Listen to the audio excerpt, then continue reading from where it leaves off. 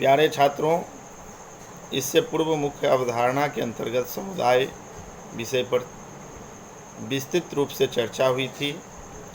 समुदाय के 3 प्रकार बतलाए गए थे, जिसमें से प्रथम प्रकार ग्रामीण समुदाय है। आज ग्रामीण समुदाय के ऊपर विस्तृत रूप से चर्चा होगी। ग्रामीण समुदाय एक ऐसा समुदाय है जो कृषि पर आधारित होता है।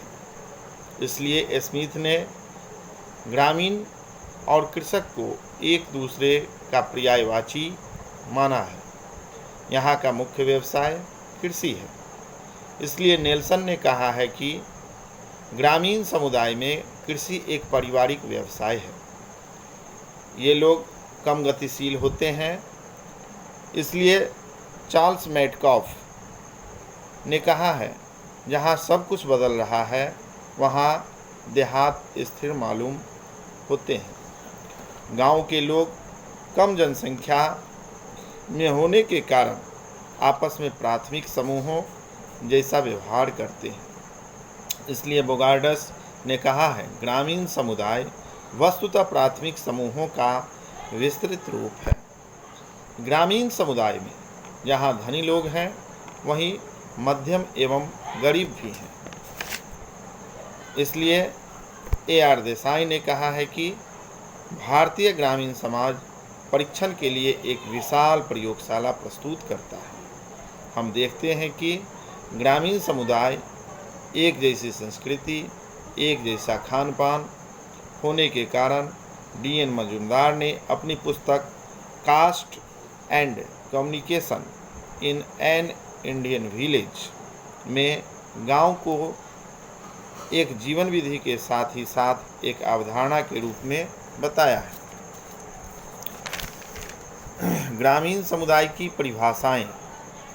चार्ल्स मैटकॉफ ग्रामीण समुदाय को इन्होंने छोटे छोटे गणराज्य कहा है। बोगार्टस मानव समाज का पालन पोषण ग्रामीण समुदाय में ही हुआ है। K.N. श्रीवास्तव ने एक ग्रामीण क्षेत्र वह है जहाँ लोग किसी प्राथमिक उद्योग में लगे हों, अर्थात प्रकृति के सहयोग से वस्तुओं का प्रथम बार उत्पादन करते हों। किंग्सले डेविस ने अपना मत व्यक्त करते हुए कहा है कि ग्रामीण समुदाय ऐसे किसी भी कृषि प्रधान अस्थायी समाज को कह सकते हैं जिस पर मशीन तथा उद्योग ने अपना प्रभाव न डाला। P.H. लैंडिस ने अपना मत व्यक्त करते हुए कहा है कि ग्रामीण वह क्षेत्र है जिसके निवासी प्रत्यक्ष रूप से प्रकृति पर निर्भर हों, जिसका आकार सीमित हो, जिसमें घनिष्ठ एवं प्राथमिक संबंध पाए जाते हैं। ग्रामीण समुदाय की विशेषताएं। पहली विशेषता मुख्य व्यवसाय कृषि। दूसरी विशेषता प्रकृति से घनिष्ठ संबंध। तीसरी कम जनसंख्या व समरूपता। चौथी प्राथमिक संबंधों की प्रधानता। पांचवी सरल एवं सादा जीवन। छठी सामाजिक गतिशीलता का अभाव। सातवीं सामुदायिक भावना। आठवीं धर्म प्रथा एवं रूढ़ियों का महत्व। नौवीं संयुक्त परिवार, जाति प्रथा व जजवानी प्रथा। 10वीं ग्राम पंचायत व भाग्यवादी। 11वीं जनमत का अधिक महत्व, स्त्रियों की निम्न स्थिति। 12वीं अशिक्षा। 13वीं आत्मनिर्भरता। ग्रामीण समुदाय के प्रकार। धर्म ग्रंथों के आधार पर 2 प्रकार बताए गए हैं। पहला घोष। ये गांव से छोटे होते हैं एवं जंगल के पास बसे होते हैं और ऐसे गांव का मुख्य व्यवसाय पशुचारण होता है, जैसे कि ग्वालों का गांव। दूसरा ग्राम। इसका मुख्य व्यवसाय खेती होता है।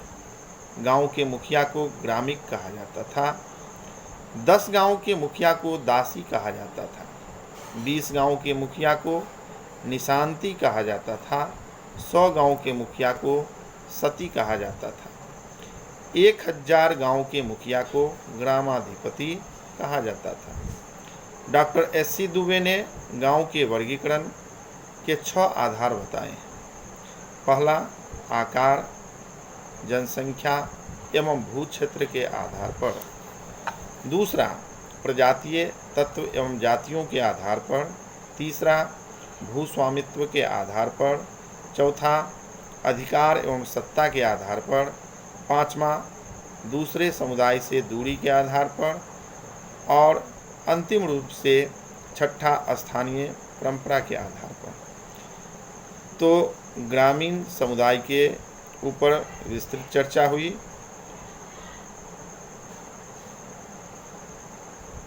मैं डॉक्टर प्रशांत कुमार प्रसून, सहायक प्राध्यापक, महारानी अधिरानी कामेश्वर लता संस्कृत महाविद्यालय, कामेश्वर सिंह दरभंगा, संस्कृत विश्वविद्यालय दरभंगा। धन्यवाद।